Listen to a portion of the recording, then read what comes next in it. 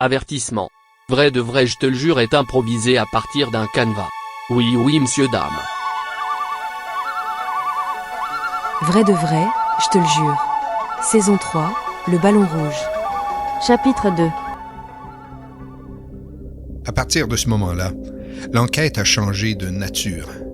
J'avais fouillé le passé, écouté les silences, pris au sérieux un paquet de Cahiers Canada. Mais il y a une limite à ce que la mémoire peut offrir, et une autre à ce qu'on est prêt à entendre. Quand les faits s'arrêtent, quand les archives se contredisent, il reste autre chose. L'instinct. Ce que les gens ressentent, ce qu'ils interprètent, ce qu'ils assument très fort. Je n'étais pas rendu là pour y croire. J'y étais rendu parce que je n'avais plus vraiment d'options raisonnables. Parce que ce ballon-là, au-delà des dates et des secrets, semblait porter quelque chose. Une charge, une intention, ou du moins beaucoup trop d'attention pour un simple objet qu'on achète banalement en paquet au Dollarama. Il existait des gens qui affirmaient pouvoir lire ce que les ballons gardent à l'intérieur. Je ne cherchais pas une révélation, encore moins une preuve. Je cherchais surtout à comprendre jusqu'où une histoire peut aller quand on décide de l'écouter autrement. Et c'est comme ça que j'ai rencontré quelqu'un qui ne s'intéressait pas aux archives. Elle s'intéressait à l'air.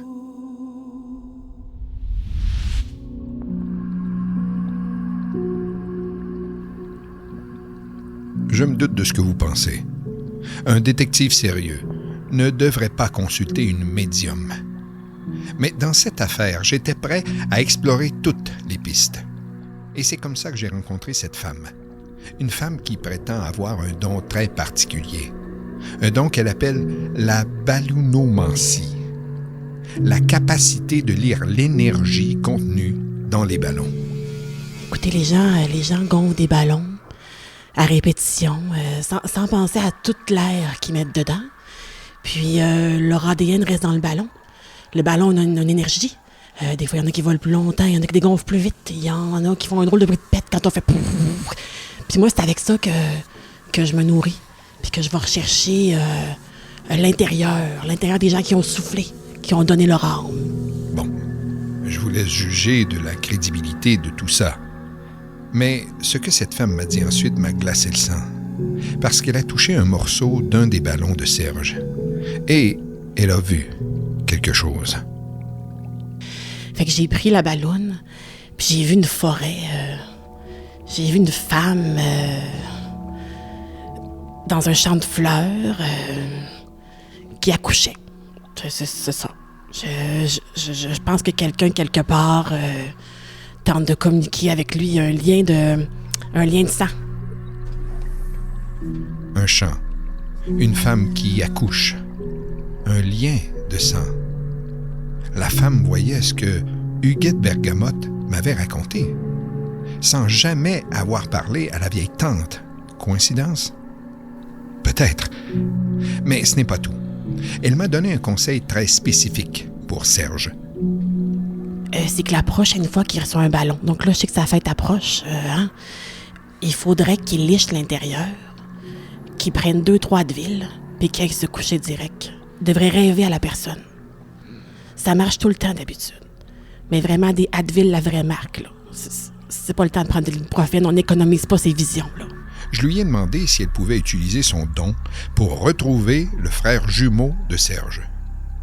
Si ce frère jumeau existait vraiment.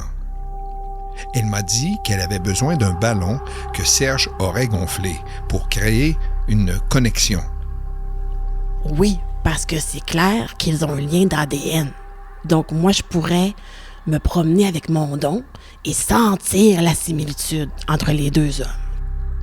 J'ai apporté un ballon que Serge avait gonflé lors de notre entrevue. Je l'ai donné à cette femme. Et là, ce qui s'est passé était troublant. Ah, je le sens, oui, je sens Serge. Je sens qu'il est là.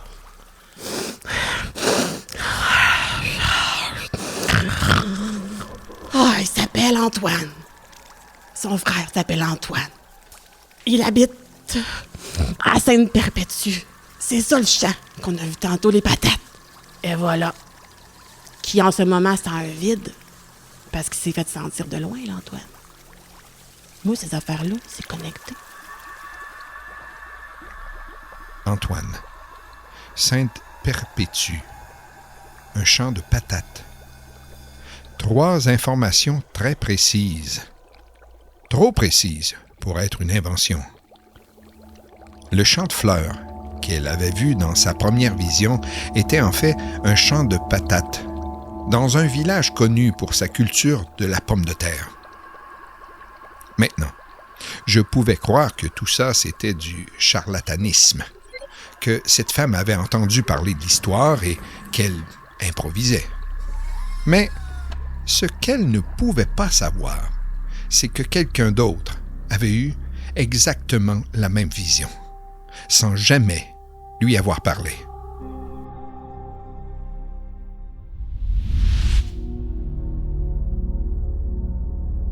Marc, un livreur de fleurs ordinaire. Enfin, ordinaire jusqu'à ce qu'il reçoive un contrat très particulier. Un contrat qui l'a hanté pendant des années. J'ai réussi à le retrouver après plusieurs semaines de recherche. Il travaille maintenant pour une autre compagnie. Et quand je lui ai parlé du ballon rouge, il est devenu nerveux. Mais il a accepté de parler. Yes, moi j'ai livré le ballon. Puis j'ai trouvé ça bien spécial. Spécial, c'est un euphémisme. Parce que Marc n'a pas livré qu'une fois. Il a livré pendant 4 ans. 4 ans de mystère. Ça arrivé 4 fois. Puis j'ai reçu un message anonyme. Envoie un ballon. Ah, OK. Moi, je fais ce qu'on me dit, hein. Fait que j'ai envoyé le ballon. Fait que c'est une commande anonyme Ouais. qui vous est parvenue. J'ai reçu un appel. Avec... Puis on m'a dit, livrer un ballon rouge. Des paiements anonymes. Des instructions anonymes. Par une voix au téléphone. Mais ce qui est encore plus troublant, c'est ce qui s'est passé à partir de la 3e livraison. Quelqu'un savait que Serge avait installé une caméra et cette personne avait prévenu Marc. On m'avait dit qu'il y avait une caméra, puis il fallait que je me cache. Se cacher, mais comment? Marc m'a expliqué son système. Un système d'une simplicité désarmante. Pas de piratage informatique, pas de technologie sophistiquée, juste une tomate. Il lançait une tomate sur la caméra avant de s'approcher de la porte. Voilà l'explication du sabotage parfait. Une tomate bien placée. Simple, efficace, indétectable. Mais d'où venaient les ballons? Comment Marc les recevait-il? Il était devant ma porte, avant que j'ouvre. OK. Il y avait un ballon avec une ficelle. Puis j'avais l'instruction de la remplir d'hélium, puis aller la porter. Il m'avait tout envoyé ça, en son message. Le ballon apparaissait devant sa porte, comme par magie. Quelqu'un le déposait là pendant la nuit, avec une ficelle déjà attachée et des instructions vocales anonymes. Marc devait juste le remplir d'hélium et le livrer. Après 4 livraisons, Marc a commencé à se rendre compte que ce qu'il faisait créait du chaos. Je savais que j'apportais pas une bonne nouvelle après la 3e année. Parce que j'ai découvert que c'était sa fête. Je le surprenais, puis ça foutait le bordel. Dans le party de famille. Le bordel. La jalousie d'Élise. Les chicanes, les post-it, tout ça, Marc le voyait de loin. Et après 4 ans, son contrat a été coupé. Brutalement. Sans explication. Après 4 ans, Ouais. on vous a coupé le contrat. Ça vous a fait de quoi? J'ai arrêté de me poser toutes ces questions-là. Enterré. Il a arrêté de se poser des questions. Mais les questions, elles, ne l'ont pas arrêté. Parce que Marc s'est mis à faire des cauchemars récurrents, toujours la même image, et cette image, elle allait tout changer dans mon enquête. Je rêvais tout le temps un ballon rouge. Ah. Il y avait un ballon dans un champ de patates, puis il y avait du monde qui voulait le péter. Puis je me réveillais, sans savoir s'il le pétait. Un ballon rouge, dans un champ de patates, des gens qui voulaient le péter. Exactement la même vision que la ballonome ancienne. comment est-ce possible? Comment deux personnes qui ne se connaissent pas, qui ne se sont jamais parlé, peuvent-elles avoir la même image? Un champ de patates à Sainte-Perpétue. Toutes les pistes convergent vers le même endroit, vers le même nom. Antoine.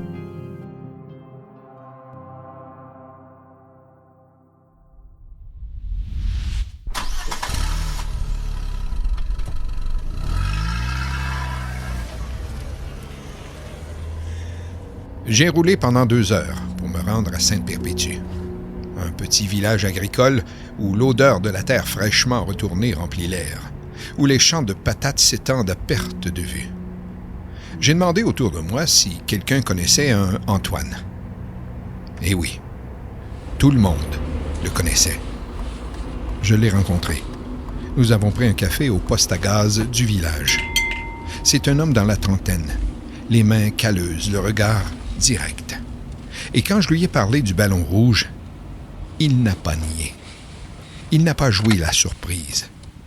Il a souri et il a commencé à parler.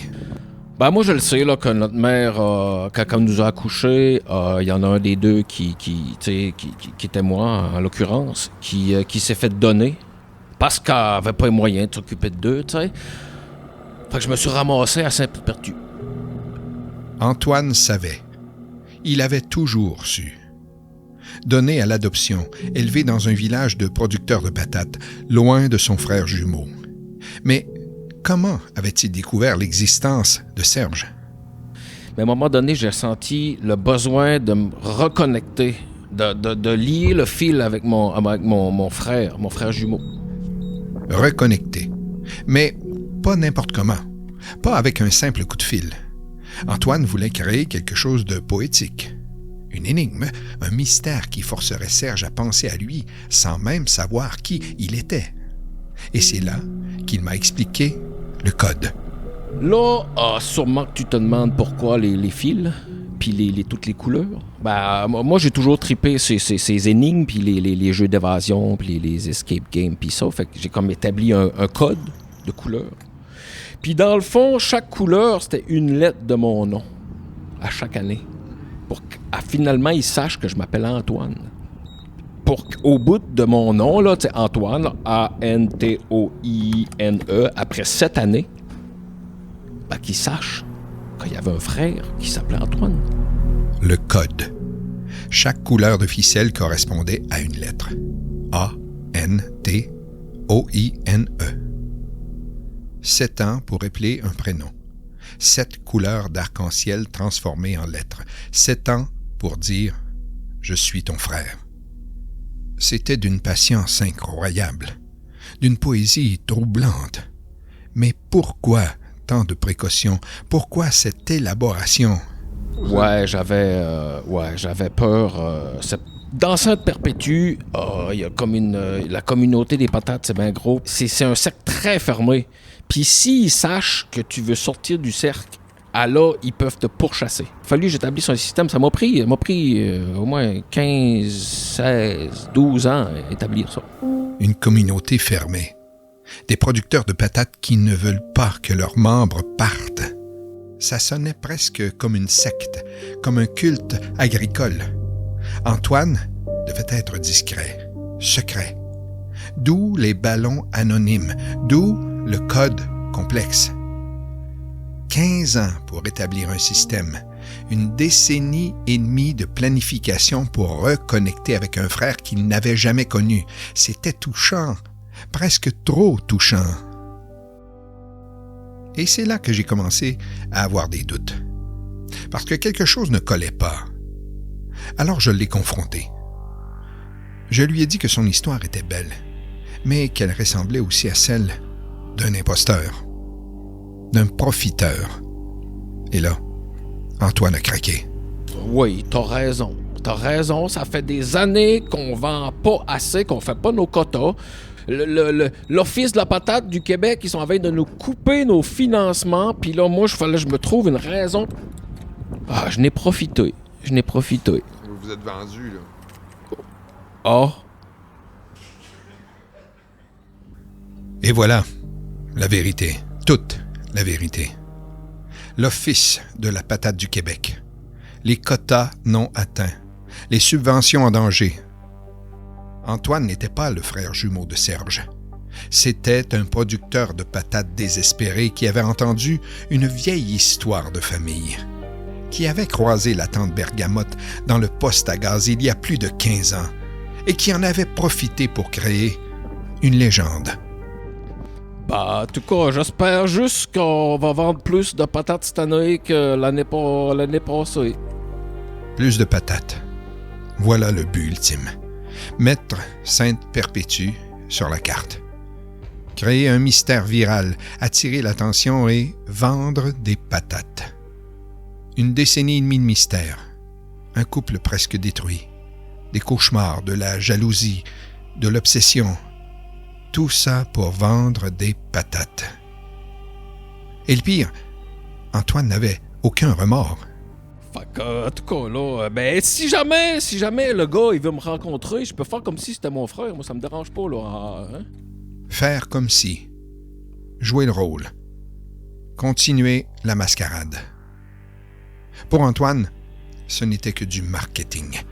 Une stratégie commerciale particulièrement créative.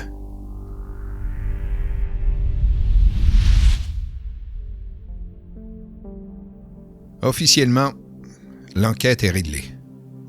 J'ai confronté Antoine. Il a haussé les épaules.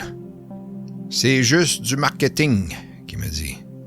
Comme si 15 ans de mystère pouvaient tenir dans une phrase de conseil d'administration. J'ai appelé Serge pour lui raconter ce que j'avais découvert. Il y a eu un long silence au bout du fil. Un vrai silence. Pas un bug de réseau cellulaire. Puis, il m'a dit quelque chose que je n'oublierai jamais. Pendant 15 ans, quelqu'un avait pensé à lui. Quelqu'un avait marqué sa fête. Quelqu'un avait pris le temps. Et même si c'était faux, ça avait été quand même réel. Élise et Serge sont toujours ensemble. Les post-it ont disparu. L'intimité est revenue. Mais il reste quelque chose. Pas une blessure, plutôt une lucidité de couple. La certitude que parfois, les mystères sont plus beaux avant d'être expliqués. La question du frère jumeau, elle, n'est jamais vraiment partie. Huguette Bergamote y croit encore.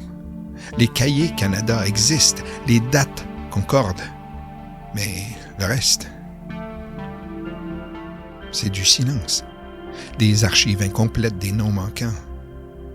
J'ai cherché des réponses, moins que je l'aurais voulu, plus que j'aurais dû. Hier, c'était le 26 juillet, la fête de Serge.